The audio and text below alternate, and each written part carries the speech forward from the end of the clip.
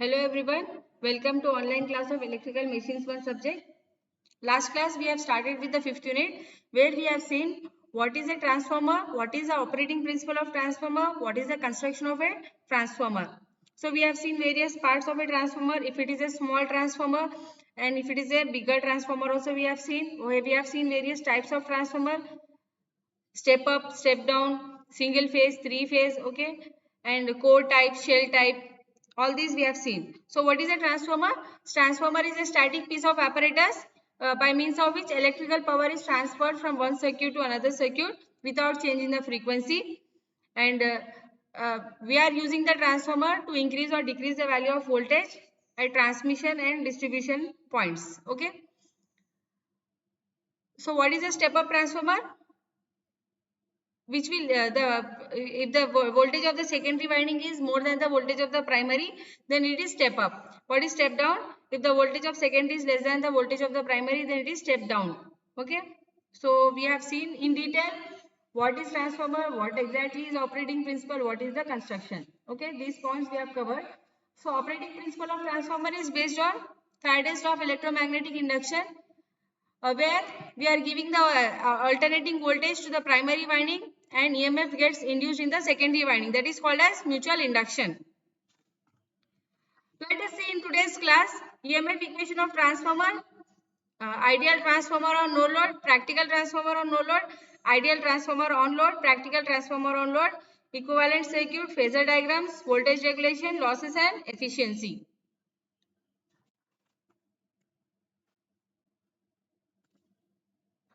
So let us see first EMF equation of transformer. So as I already said, what is how we are going to get the EMF induced in primary and secondary? See, the EMF which is getting induced in primary is self-induced EMF, and the EMF which is induced in the secondary is mutually induced EMF. So when the primary winding is excited by an alternating voltage V1, so because of this voltage V, current will circulate. That current is also alternating in nature, and this current will produce a flux because this is a magnetic circuit now. So it will produce a flux which is also alternating type.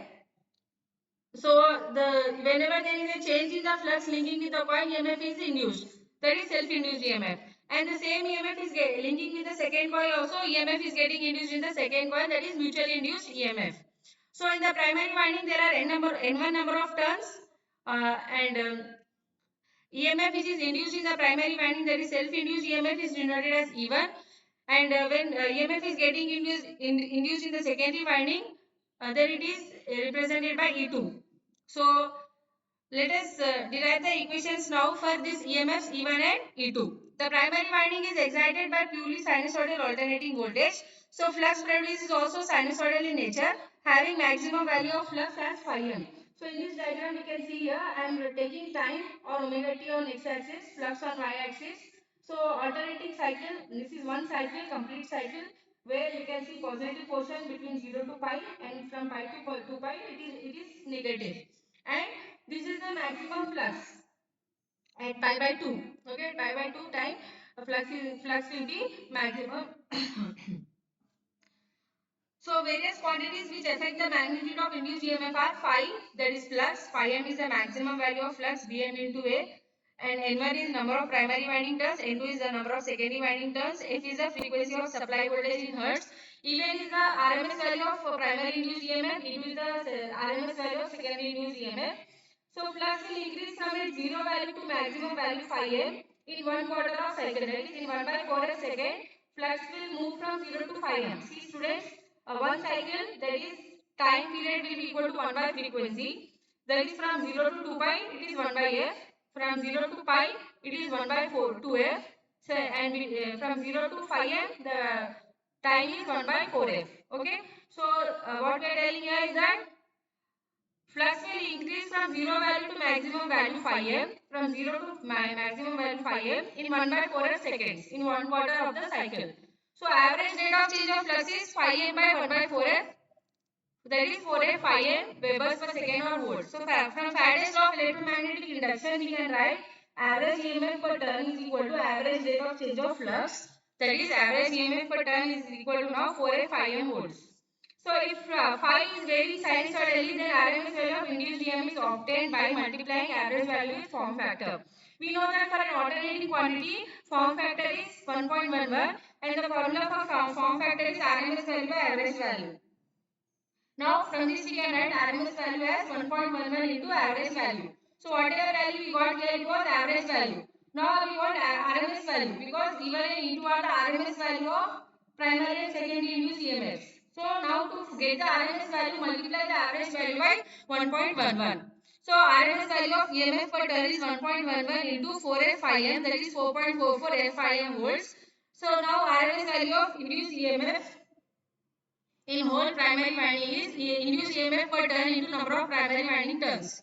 So we have to take into consideration number of primary winding turns also. So multiply this 4.44 FIM by N1. So now we will get the EMF given as 4.44 F N1 BM into A because phi m is equal to BM into A.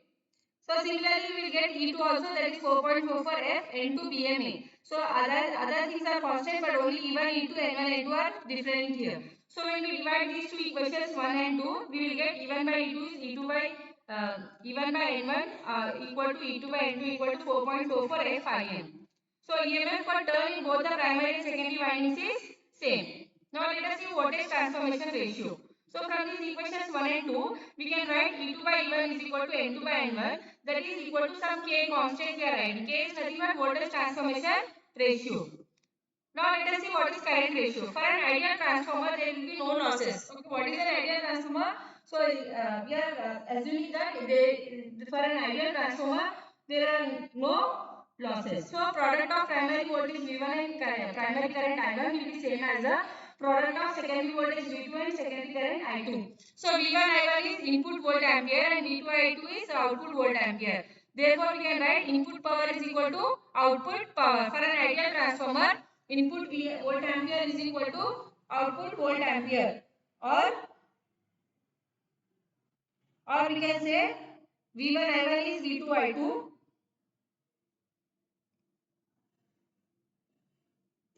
So V1 I1 is V2 I2 or I2 I1 is V1 by V2, that is 1 by K. So by combining these two we can write one single equation as E2 by E1 is N2 by N1 is I1 by I2 is K. So let us see what is an ideal transformer. For in the exam you may be asked what is an ideal transformer for 2 marks. So at that time you can write ideal transformer is one which has no winding resistance, no leakage flux and no iron losses in the core. Okay. So winding resistance will be negligible in case of ideal transformer. No leakage flux, that is same flux will link both the windings and no iron losses in the core. Eddy current and hysteresis losses will not be there in an ideal transformer. So let us see now what is an ideal transformer on no load. So but ideal transformer cannot be physically realized, but its study will provide a very powerful tool in the analysis of a practical transformer. So we are analyzing for both practical and ideal transformer on load and off load. What is the phasor diagram? How it works? Okay, we are going to see it now. So let us consider an ideal transformer on no load, that is secondary winding is open circuited. We are not applying any load to the secondary side. So primary will draw a current I1 which is just necessary to produce the flux in the core, and because this current is magnetizing the core, it is called as magnetizing current and it is denoted as IN. As the transformer is ideal, winding resistance will be 0 and it is purely inductive in nature. So there is no winding resistance, so whatever coil is there, that coil is now purely inductive in nature. So for a pure inductor, current will lag the voltage by an angle of 90 degrees. Now this IN will produce an alternating flux which is in phase with IM. So IM produces its flux IM which is in phase with IM. So flux link with both the winding producing EMF E1 and E2 in primary and secondary windings. According to Lenz's law, induced EMF will oppose the cause producing it. So EMF E1 which is produced in the primary will oppose the cause producing it. The cause which is producing E1 is V1. So E1 and V1 will be exactly opposite to each other. Okay.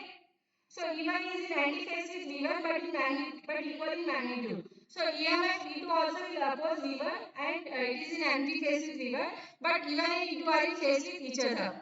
And E1 and E2 will lag the flux by 90 degrees. So this is the phasor diagram for an ideal transformer on no load. Whatever points we are telling here, same thing we are writing. We are drawing it in the form of a phasor diagram or vector diagram. Flux phi we are taking as reference. Okay, I1 is equal to IN here. I1 is the primary winding current, IM is the magnetizing current. It is same.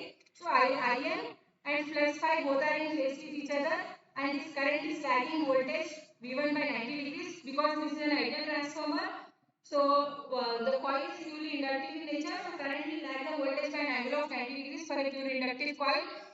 And E1 and E2 are in opposite anti-phase with V1, and E1 and E2 are in phase with each other. So these are the lines of statement which will justify the phasor diagram or vector diagram which is drawn here. Okay, I hope this is clear to everyone. This is the ideal transformer on no load, and for that we are drawing the phasor diagram. So flux phi is the reference, and which is IF. Phi m is the reference. IM will produce phi, and it is in phase with phi. V1 is leading IM by 90 degrees because winding is purely inductive. So current has to lag voltage by 90 degrees, and E1 and E2 are in phase, and both are opposite supply voltage V1.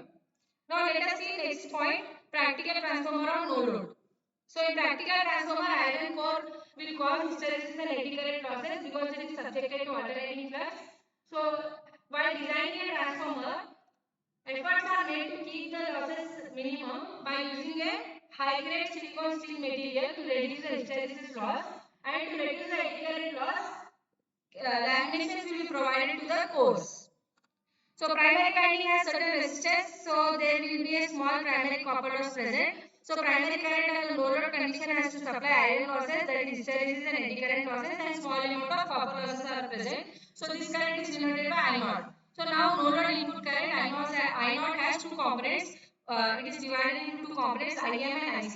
IM is a purely reactive component, which is a magnetizing component of no load current, which is required to produce the flux, and it is also called as bandless component. Another one is IC, that is active component, which will supply the total losses under no load condition, and this is rad full component or core loss component. So now I0 is divided into IM and IC.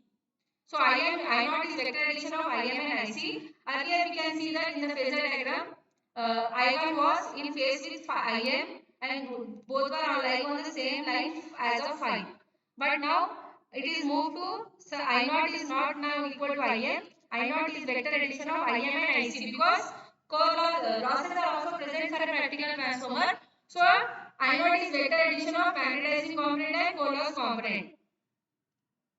So in practical transformer, due to winding resistance, no load current I0 is no longer at 90 degrees with respect to V1. It is lagging V1. This now I0 is lagging V1 by an angle of phi naught, which is less than 90 degrees. So cos phi naught is called no load power factor of practical transformer, and from this diagram we can write sin phi naught is opposite by hypotenuse. So opposite of this is Im. Hypotenuse is I0. Okay, Im by I0 is equal to sin phi naught, or Im is equal to I0 sin phi naught. Similarly, we can write cos phi naught as adjacent by hypotenuse. Thus, adjacent is IC, hypotenuse is I0. So IC by I0 is cos phi naught, or IC is equal to I0 cos phi naught. So here Im is the magnetizing component lagging voltage V1 by 90 degrees, and IC is the core loss component which is in phase with V1. So magnitude of no load current is given as I0 is under root Im square plus IC square. Phi naught is no load primary power factor angle, and total power input on no load is denoted as W0, that is equal to V1 I0 cos phi naught. A small numerical is given here. No load current of a transformer is 10 amps at a power factor of 0.25 lagging. N1 is given here 500 turns. When connected to 400 volts 50 hertz, calculate IM, iron loss, maximum value of flux. So I0 is 10 amps, cos phi naught is 0.25, voltage is 400 volts, frequency is 50 hertz. So first we have to calculate IM. IM is I0 sin phi naught, and phi naught is equal to cos inverse of 0.25. Phi naught value we got it. Substitute the values. I0 is given as 10 amps, and phi naught value is 75.2. Okay, this is the value of IM. Now we have to do the iron losses. Iron losses is W0, that is V1 I0 cos phi naught. We know all the values. Substitute here and write it. Okay. Next third is on no load. E1 is V1, that is 400 volts, and primary winding turns is 500. So E1 is 4.44 FIM N1. So we are substituting all the values, finding out the value of IM.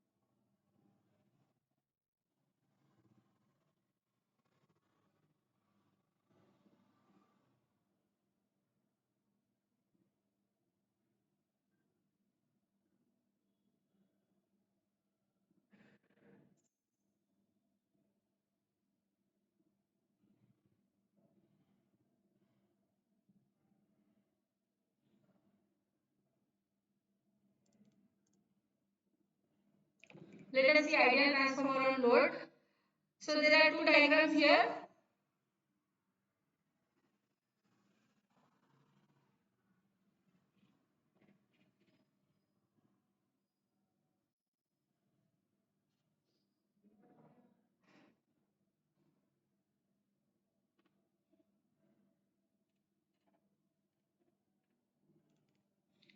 So first diagram is showing main flux and secondary flux phi 2. So whenever a transformer is loaded, current I2 will flow through the secondary winding, and magnitude and phase of this I2 will be determined by the type of load, whether it is resistive, inductive or capacitive. If load is inductive, current will lag voltage. If load is capacitive, current will lead voltage. For a resistive load, current and voltage are in phase with each other.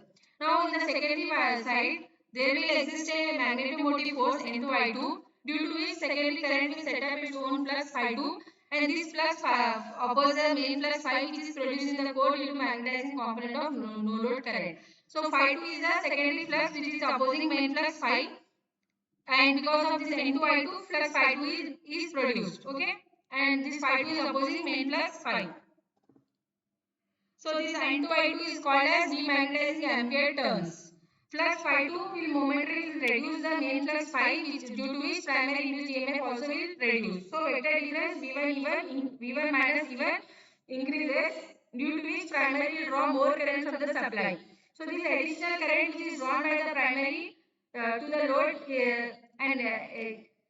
hence it is called as load component of primary current, which is denoted as I2 dash. Okay, so now current which is there in the secondary winding I2, because of this N2 I2, phi 2 will be set up. This phi 2 is opposing main flux phi. Now what is happening, because of the difference between E1 and E1 is increasing, so primary will draw more current from the supply. This additional current is denoted as I2 dash, and this I2 dash will produce its own flux phi 2 dash, but this phi 2 dash is opposite to phi 2 and it will add with phi. So I2 dash is in antiphase with I2, and I2 dash set up its own flux phi 2 dash, which will oppose phi 2 and hence the main flux phi, and phi 2 dash will neutralize phi 2, which is produced by I2. So MMF, that is ampere turns, N1 I2 dash balances N2 I2. So N2 I2 is equal to N1 I2 dash, or I2 dash is N2 by N1 I2. So whenever transformer is loaded, primary current has two components. One is no load current I0, which is lagging voltage V by an angle of phi 0. It has two components Im and Ic. Another one is load component I2 dash, which is the anti-phase with I2. And phase of I2 is decided by the type of load. So here there are three phasor diagrams for resistive, inductive and capacitive load. For a resistive load, we will see that I2 is in phase with E2. So drawing the phase, here we are drawing taking the reference phi. Then here V1 is in at 90 degrees with phi. I0 is here. I0 is vector addition of Im and Ic. We are not showing here Im and Ic directly. We are showing I0 here. Next, I2 is in phase with E2. So this is I2, current in phase with E2. E2 is here. So I2 is also in the same line with E2. Opposite of I2 is I2 dash. Vector addition of I0 and I2 dash is I1. And phase angles are here phi 0 and phi 1. So this is for resistive load. For inductive load, I2 will lag E2 by an angle phi 2. Now here I2 was in phase earlier. Now I2 is lagging E2 by an angle phi 2. Exactly in opposite of I2 is I2 dash. Vector addition of I0 and I2 dash is I1. Now capacitive load. Capacitive load, I2 will lead E2 by an angle of phi 2. Opposite of I2 is I2 dash. Vector addition of I0 and I2 dash is I1. Okay. So very important. All of you note on these diagrams. Now for a practical transformer on load. Okay. Now we will see the practical transformer on load. So we are having unity power factor load cos phi 1 equal to 1 here. So phasor phi is taken as reference. Okay. Now consider the phase phi as reference. E1 lags phi by an angle of 90 degrees. E1 lags by 90 degrees. E1 and E2 are in phase with each other. Assume V2 in a particular direction. We are assuming V2 in some particular direction. I2 is in phase with V2 because it is resistive now. So that is why I2 is in phase with V2. Add I2 R2 I2 H2 to get V2. I add I2R to I2X2 to V2 to get E2 because V1 is equal to minus E1 plus I1 Z1. So opposite of E1 is minus E1 and I1 R1 is in parallel with I1. I1 X1 is 90 degrees with I1 R1. Addition of minus E1 and I1 Z1. I1 Z1 is dotted line which is showing addition of I1 R1 and I1 Z1. So minus E1 plus I1 Z1 is equal to V1. So this is our first equation. Second equation what we have to get? E2 should be equal to V2 plus I2 Z2. Now we know E1 and E2 here. E2 is here. I2 Z2 is what? Parallel with I2 is I2 R2. Perpendicular to I2 R2 is I2 X2. Addition of I2 R2 I2 X2 is I2 Z2. Now I2 Z2 plus V2. This is V2. V2 plus I2 Z2 is E2. In this way, you are going to get the phasor diagram for unity power factor load. Now, similarly for lagging power factor load. Okay. So, lagging power factor load, V2 will lag I2. Okay.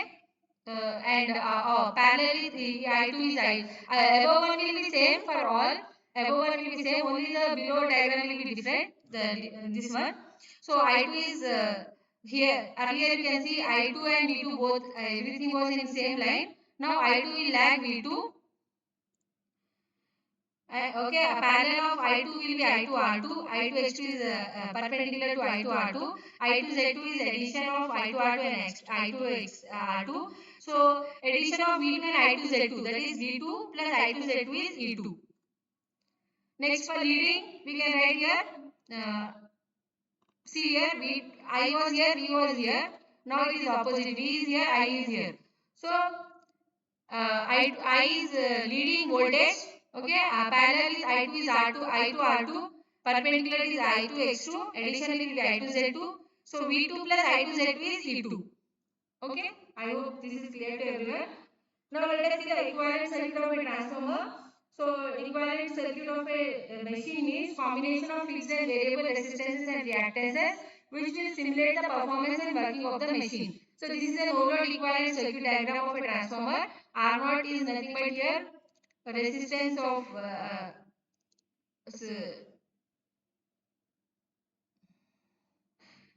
R0 is resistance for at no load, X0 is reactance at no load, IM and IC are the magnetizing and core loss component, I0 is equal to IM plus IC.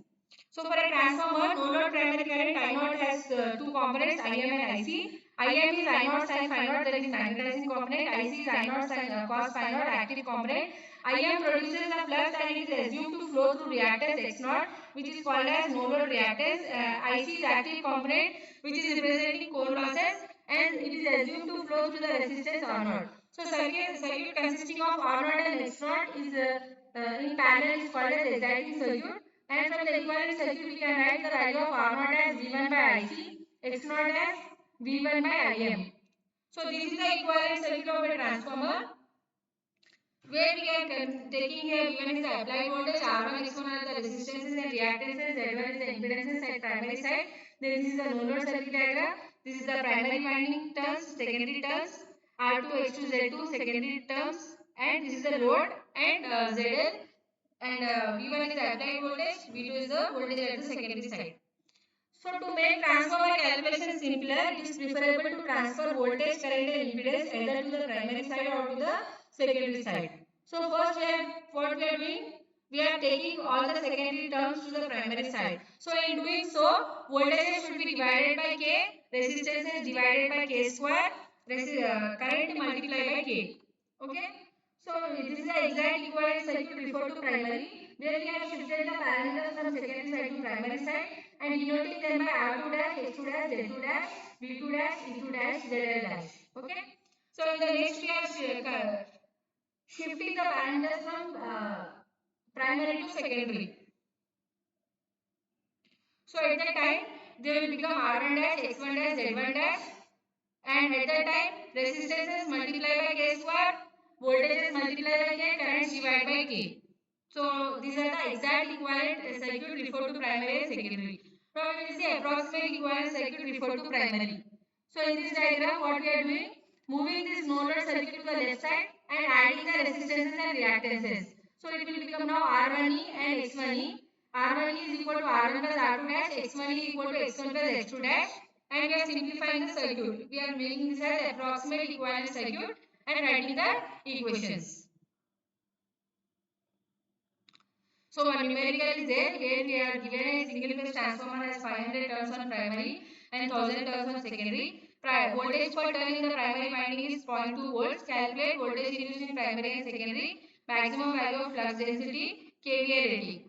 So E1 will be equal to E1 by N1 into N1, that is volt per turn into N1, 100 volts. Second is voltage induced in secondary is E2 by E1 is N2 by N1. From that we are finding out E2 value. Then maximum value can be found out by E1 by 4.44 F N1. Substitute all the values we will get. And Bm is pi m by A. kVA rating of transformer is V1 I1 into 10 power minus 3 or V2 I2 into 10 power minus 3. We know the value, substitute, we are going to get the kVA rating. Voltage regulation of transformer. Voltage regulation of a transformer is arithmetic difference between no load secondary voltage and the secondary voltage on load expressed as a percentage of no load voltage. So we can write this as in the form of equation not V2 minus V2 by not V2 into 100. Not V2 is no load secondary voltage and V2 is the secondary voltage on load. And this one can be written as I2 R2 cos phi 2 plus or minus I2 X2 sin phi 2 or we can write this as I1 R1 cos phi 2 plus or minus I1 X1 sin phi 2. Positive sign for lagging power factor, negative sign for leading power factor. So percentage voltage regulation of the transformer will be same whether primary or secondary winding is considered. Let us see losses in a transformer. There are two types of losses, iron and copper losses.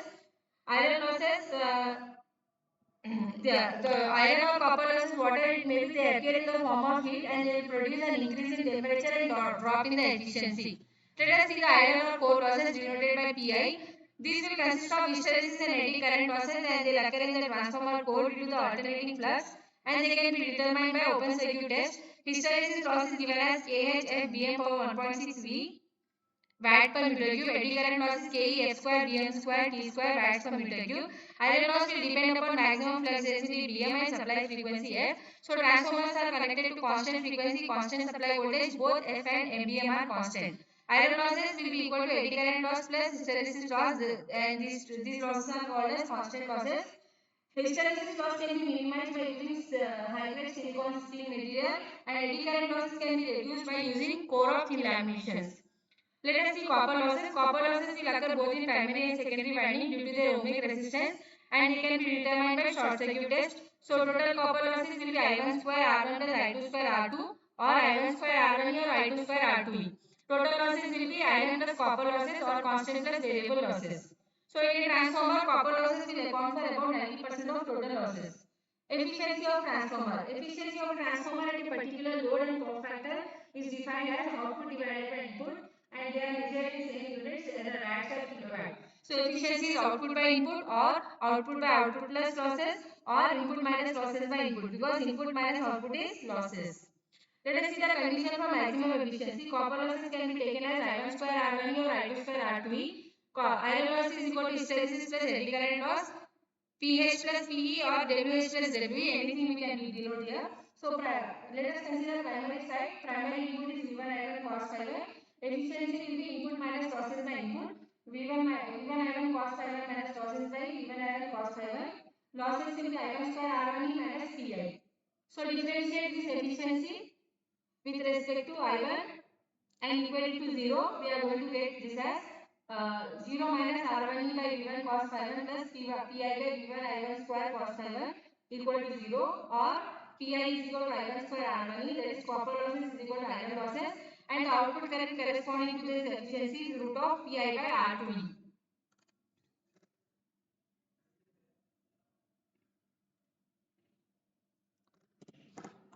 So efficiency from transformer test. So we will first see what are the tests. Various tests are performed on transformer. So in your exam in the mid 2 I have given these tests, OC and SC test. We will discuss this one first. Open circuit and short circuit test are used to determine the iron and copper losses. So in open circuit test or no load test, rated voltage is applied to the primary winding while the secondary will be left open circuited. Primary voltage V1 will be measured by voltmeter. No load current I0 by ammeter and no load input per week W0 by wattmeter. Okay. So there will be variac connected here, voltage across and current through we are measuring here, and wattmeter is connected here. So normal rated voltage will be applied to the primary. Therefore, normal iron losses will occur in the transformer core. Wattmeter will record the iron losses and small copper losses in primary winding. So I0 is very small, so copper losses are also very small and they can be neglected. So whatever wattmeter reading is giving us, that is showing us the iron losses. Okay. So from OC test we are finding out iron losses, and ammeter, voltmeter and wattmeter readings we are noting down. Input power is V1 I0 cos phi naught. Power factor is cos phi naught is W0 by V1 I0. IM and IC we are calculating. So OC test is giving us TI I0 cos phi naught, IM and IC. Short circuit and impedance test. So same setup, but only difference is that here low voltage, high voltage is enough. To the low voltage winding, we are applying all the meters in the open circuit test. High voltage is open circuited. In short circuit test, it is opposite. High voltage winding, we are applying all the meters and variac is moved, and low voltage winding is short circuited. Okay. And LC test is giving us copper losses. Variac is varied till we get the rated current in the ammeter and noting down the value of voltage, current and wattmeter.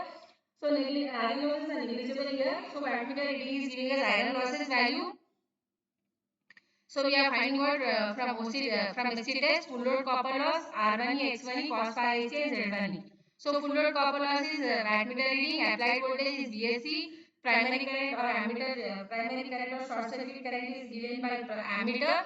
TC will be equal to I1 square. Copper loss will be equal to I1 square R1 plus I1 square R2 dash, or R1E is equal to PC by I1 square. So total impedance will be VSC by I1. Reactance will be equal to root of Z1E square minus R1E square. Cos phi SC is PC by VSC I1.